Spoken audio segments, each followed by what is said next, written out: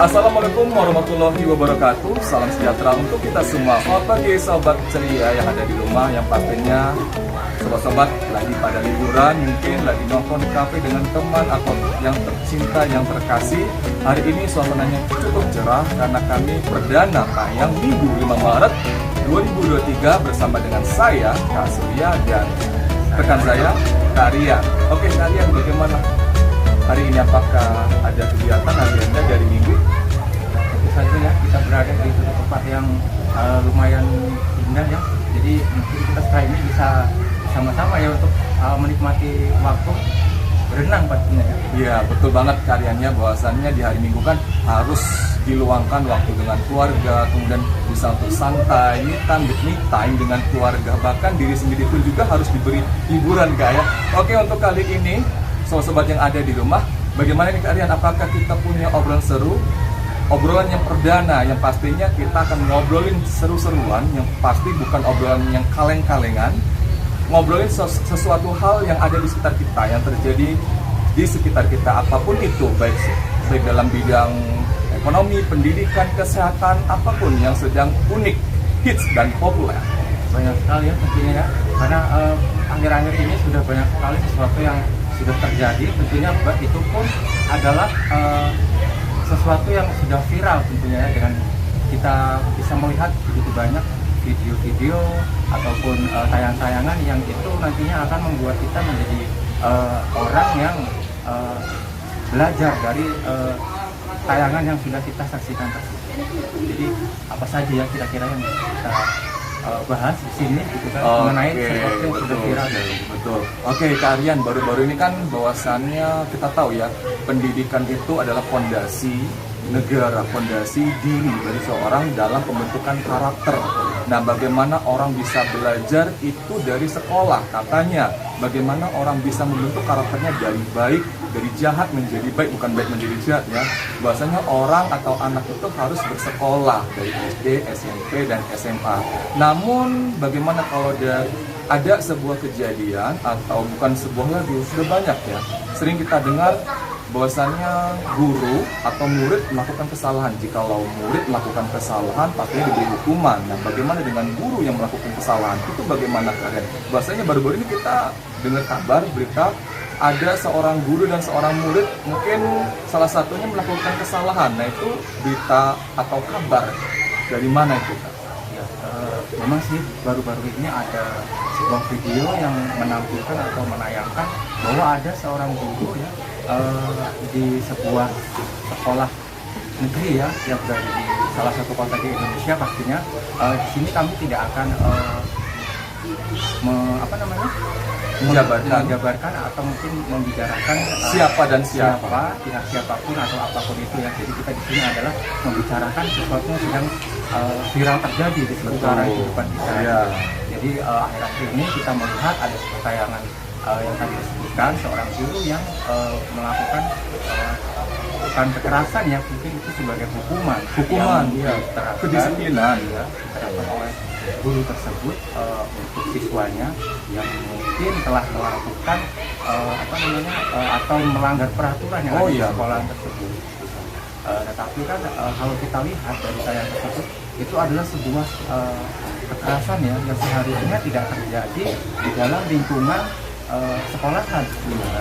Jadi di sini perlu kita ketahui bahwasanya seorang guru adalah seorang pendidik yang harus kita hormati dan kita patuhi, kita hargai ya, kita hormati karena kan beliau adalah seorang pahlawan tanpa tanda jasa.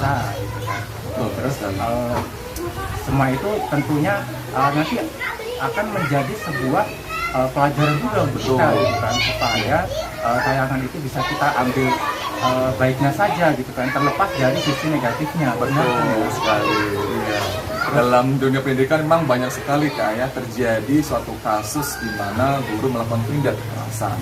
Entah mungkin itu penyebabnya dari seorang murid atau dari seorang guru, karena dari seorang guru pun jikalau sudah melakukan tindak kekerasan pasti ada hukuman dong, ada sanksi yang harus diterima.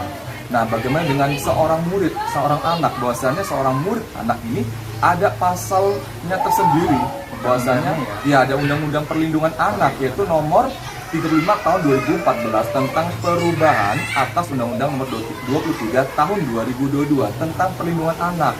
Nah, bagaimana tentang aparatur sipil negara yang melakukan tindak kekerasan, pasti diberi sanksi dong ya, diberikan hukuman. Nah, itu bagaimana Kak Rian? Apakah dari mana berita tersebut mencuat? Yang pasti salah satunya kejadian seperti ini sering kita lihat. Mungkin itu dari gangguan psikologi seorang pendidik, seorang guru, atau dari kenakalan para muridnya tersendiri. Bahwasanya ada kita lihat baru-baru ini viral seorang guru memukul seorang muridnya, seorang siswa dengan buku, atau dengan kata lain menggaplok.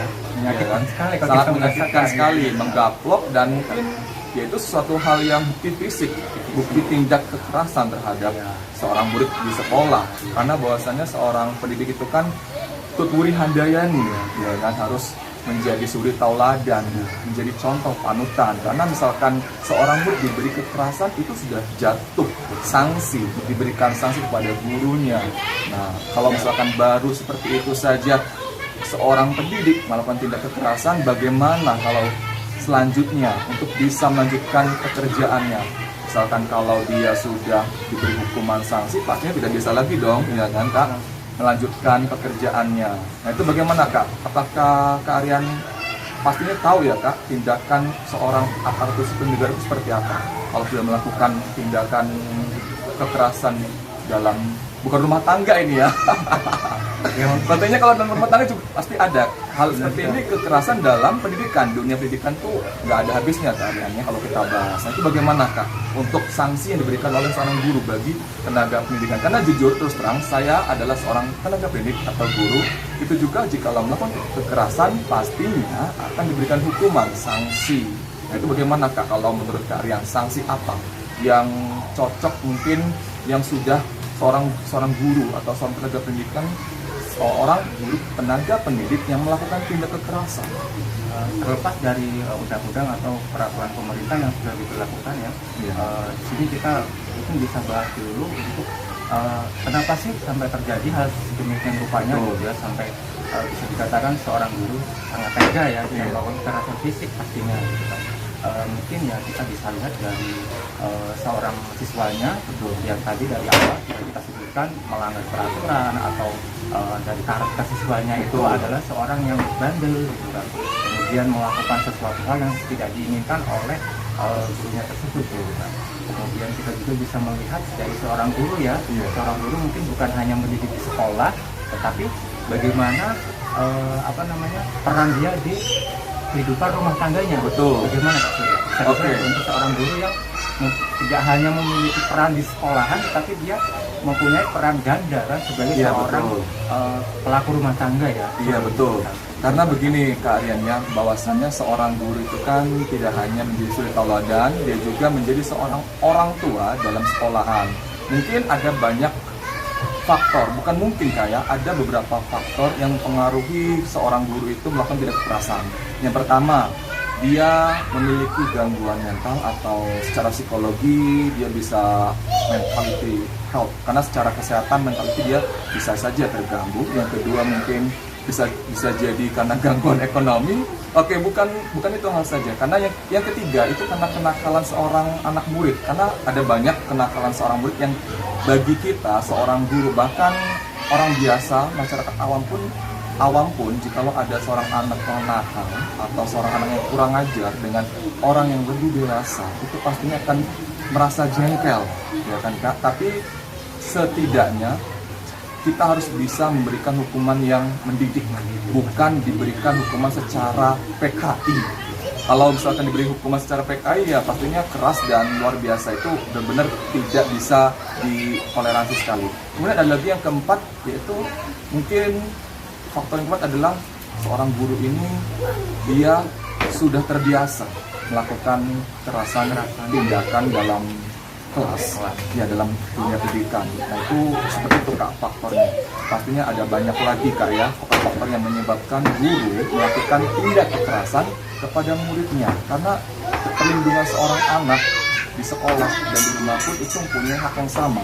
Hak dan kewajiban seorang murid yaitu belajar, menerima haknya, yaitu menerima pembelajaran dari seorang guru, bukan kekerasan. Karena misalkan ingin diberikan hukuman atau diberikan sanksi dari guru terhadap murid, kita harus bisa memberikan hukuman secara mendidik.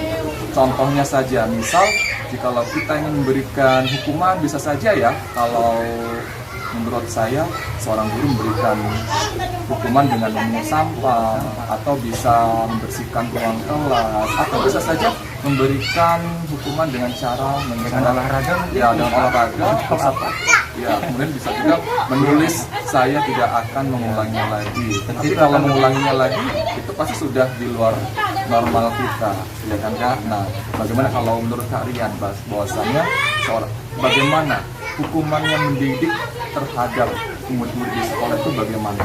Karena pastinya Kak Rian kan sudah pernah sekolah, Kak, ya, dan saya juga sudah pernah sekolah, dan saat ini sudah bisa mengajar dengan beberapa murid, dan Kak Rian pun juga sudah bisa mengajar di lembaga kursus lainnya. Bagaimana kita bisa merasakan atmosfer menjadi seorang guru dan menjadi seorang murid itu seperti apa? Mungkin kita bisa kembali lagi ke saat waktu kita masih sekolah gitu kan, sebagai selaku kita seorang siswa. Iya, betul. Yang pastinya di sini kita tidak akan menghakimi seorang guru atau seorang siswa tersebut, ya. Kita kembali lagi bahwa kedua-duanya itu harus menjadi seseorang yang memang berlaku baik, ya, pastinya, bukan seorang guru yang pastinya harus dengan kesabaran gitu kan, dengan kesabaran yang tidak ada batasnya pastinya, seperti itu. Jadi kemudian seorang siswa pun harus menjadi seorang siswa yang taat dengan peraturan yang sudah diterapkan di dalam sekolahannya itu. Kemudian kita kembali ke pembinaan gitu kan, atau sanksi. Iya, betul. Siswa tadi, yaitu tadi kita bisa memberikannya dengan pembinaan, ya, dengan sanksi yang mendidik, ya, yang sudah dijelaskan oleh Kak Surya tadi gitu kan.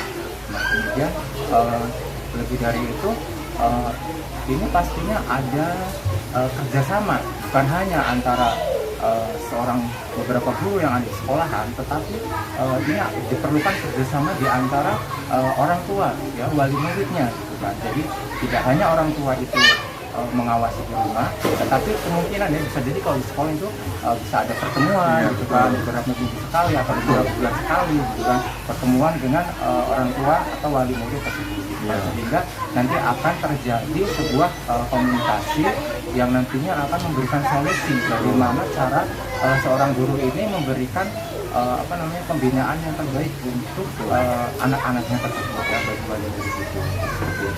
Betul sekali, Kak, ya. Luar biasa banget ya, Mbak.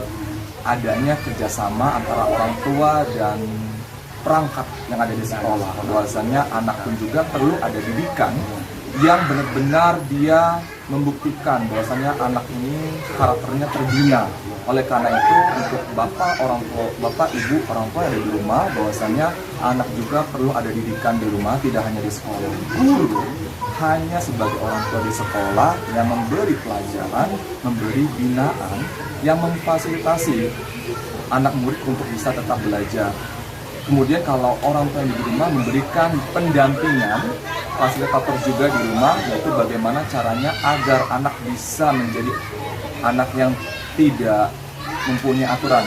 Jangan menjadi anak yang tidak mempunyai aturan, tapi harus bisa menjadi anak yang terdidik. Seorang pendidik dan seorang murid harus bisa menjalin hubungan yang baik. Tapi ngomong-ngomong, Kakak, ya, karyanya benar sekali bahwasannya saat ini, fenomena saat ini ada banyak guru melakukan kesalahan. Bukan kesalahan, misalkan kalau bukan hukuman, tapi begini, Kak Rian, ada seorang murid diberikan PR atau diberikan tugas itu lebih dari mungkin 5 atau 10 atau 15, karena diberikan 10 katanya sudah banyak, dan itu katanya melakukan kekerasan terhadap anak murid.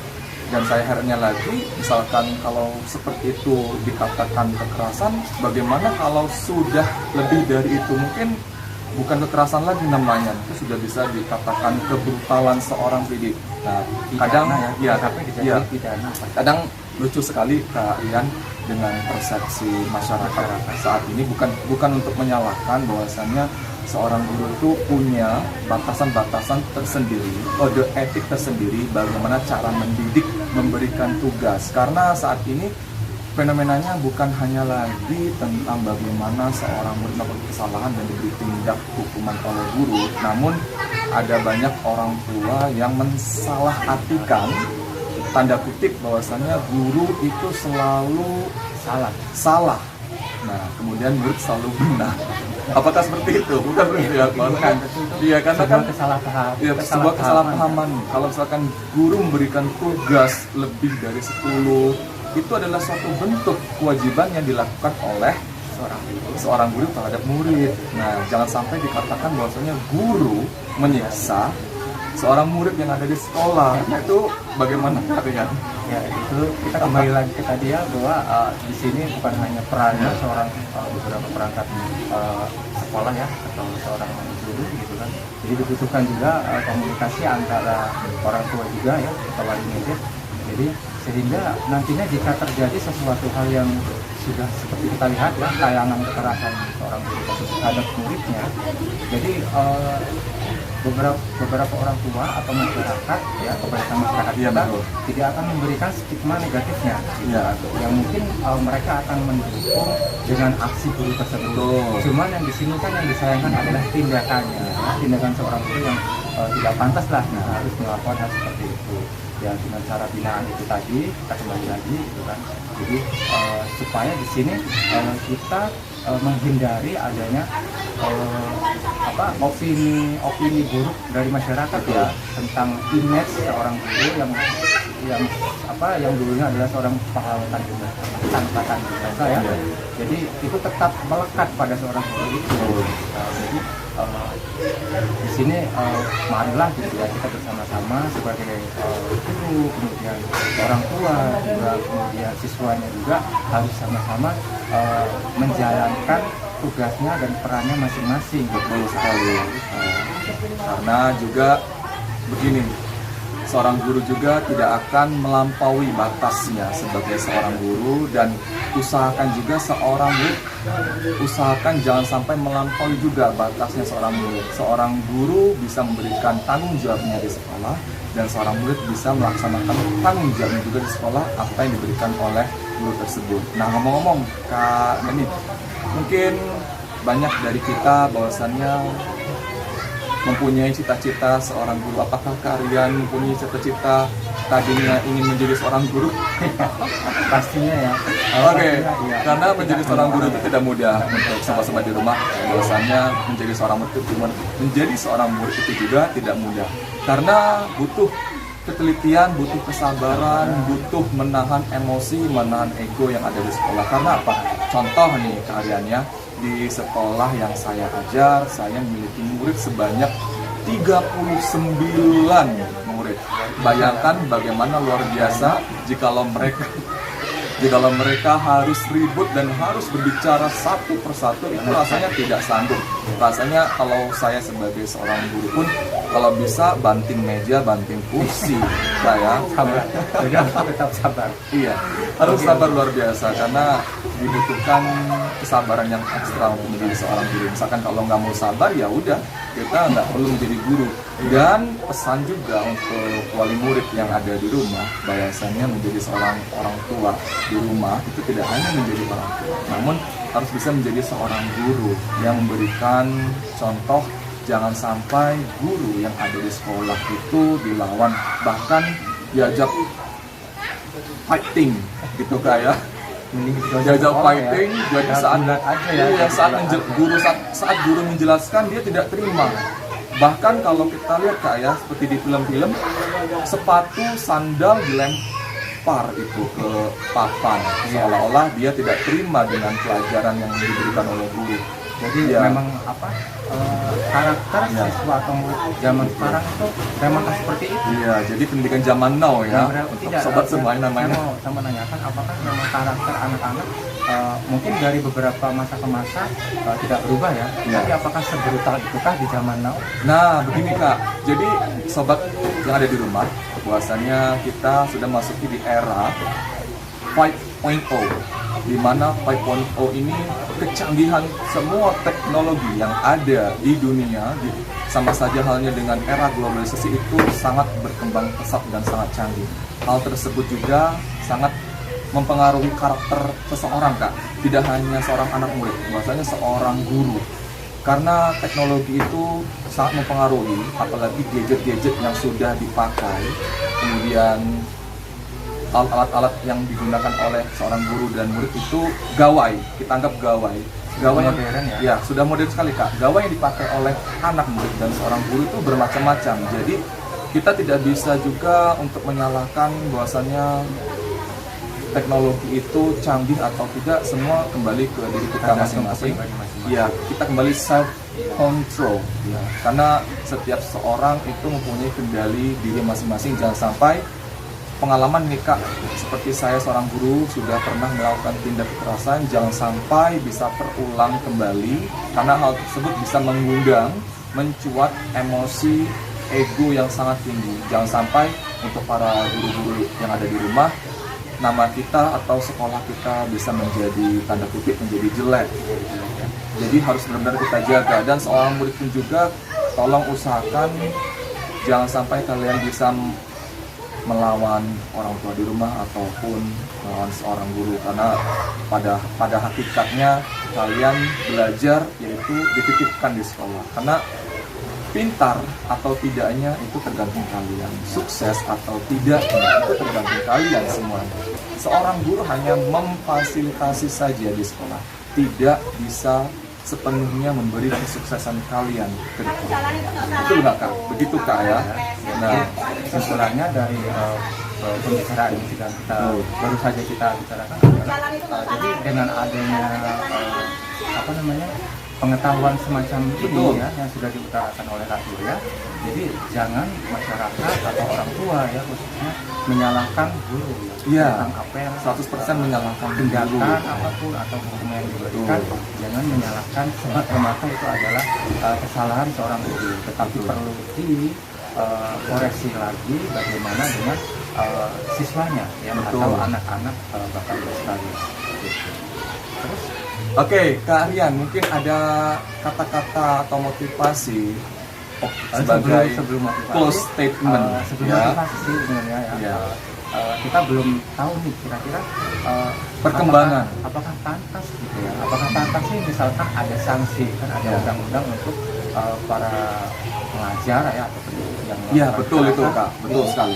Apakah ada sanksinya gitu? Dan kalaupun ada sanksi, apakah itu pantas gitu ya seorang guru mendapatkan sanksi gitu ya? Betul, Kak. Dari tindakan yang dilakukannya ya. Betul Karena sekali. mungkin alasannya itu adalah sebagai hukuman atau hukuman kedisiplinan ya. Betul sekali, hukuman kedisiplinan bagi aparatur sipil negara. Nah, jadi begini, Kak Rian ya. Terus terang saya sebagai seorang guru pun saya harus hati-hati. Saya harus memiliki namanya pengendalian diri, self control. Jangan sampai kita sebagai aparatur sipil negara diberikan sanksi hukuman, karena dalam tanda kutip bahwasanya jikalau nama kita sudah jelek dan sudah terkenal dengan contohnya Pak Kamal adalah seorang guru yang galak, kemudian suka nampar, kemudian suka mukul, suka ngasih tugas yang banyak.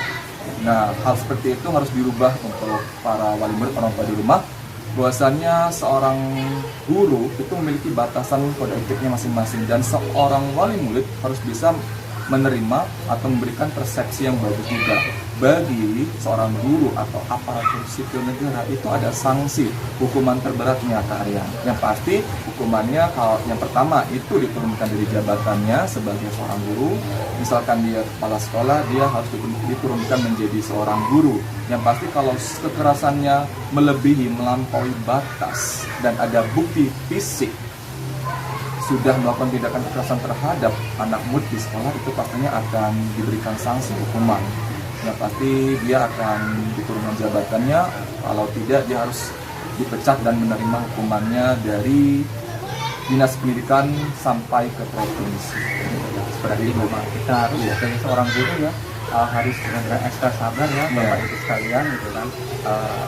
Takutnya nanti masyarakat itu akan berpikir bagaimana seorang guru ini bagaimana cara mereka mendidik gitu ya, sehingga kemungkinan akan timbul sebuah stigma negatif dengan kompetensi seorang guru itu gitu, selama menjalani pendidikan sebagai seorang guru. Benar ya, betul sekali ya. Stigma dan paradigma itu benar-benar harus kita rubah, sobat-sobat yang ada di rumah. Bahwasanya seorang guru pun tidak mungkin melakukan kekerasan tanpa alasan. Tidak ada api, tidak ada asap. Nah, artinya tidak ada semut. Kalau ada semut pasti ada gula. Begitu keadaannya. Karena suatu hal itu jikalau kesalahan yang sudah fatal harus diberikan pemahaman sangat. Namun jikalau belum berat dan belum terdapat bukti fisik yang nyata, itu masih ringan dan mungkin kita kembalikan lagi dengan perdamaian antara pihak keluarga. Begitu Karian. Oke Karian, ngomong-ngomong luar biasa sekali untuk hari ini kayaknya, karena kita berada di tengah-tengah hiruk pikuk, hiruk pikuk, anginnya semilir sepoi-sepoi, karena kita berada di tengah-tengah keramaian anak di kolam renang, supaya sobat-sobat yang ada di rumah bisa mengikuti atau merasakan atmosfernya, kayak feel-nya biar kena juga bahwasanya kita berbicara yang ada di lingkungan sekitar kita, yang ada di ranah lingkungan kita kayak. Nah, mungkin ada quote statement Kak Aryan untuk seorang guru dan seorang murid bagaimana? Iya, quote-nya ya. Baik, ada beberapa yang perlu kita perhatikan ya sini. Jadi dari pembicaraan kita pada hari ini, semoga setelah ada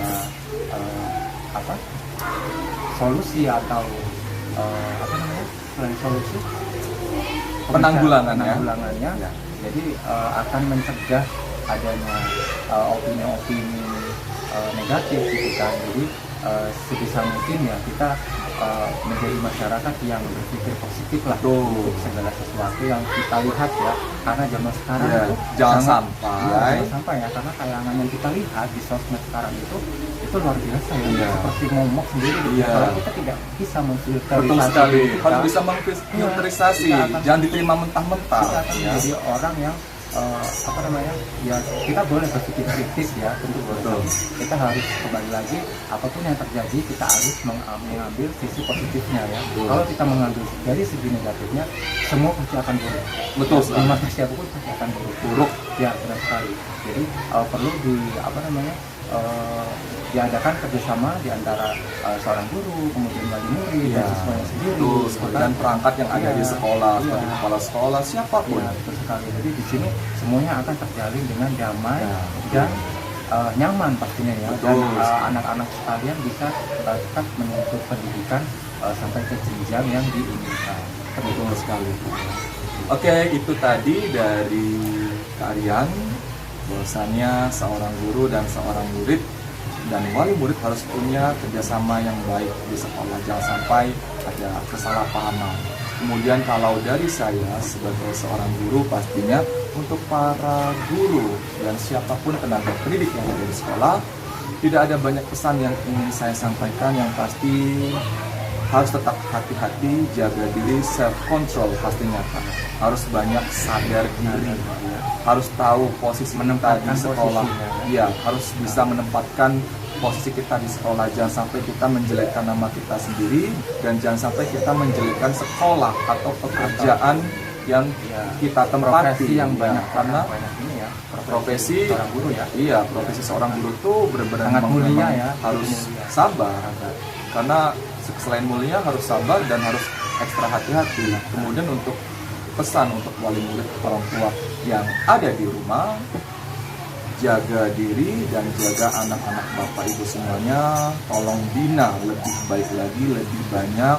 Tidak hanya dibina secara mental, tapi juga secara fisik, secara hati dan pikiran. Karena secara psikologi anak akan bisa lebih luar biasa, lebih akan baik lagi mental dan fisiknya jikalau ada perhatian dari bapak dan ibu semuanya. Karena sebuah perhatian kepada anak-anaknya itu akan membuahkan hasil, akan membentuk karakter yang berbeda, dalam arti berbeda dalam tanda kutip, bukan jelek.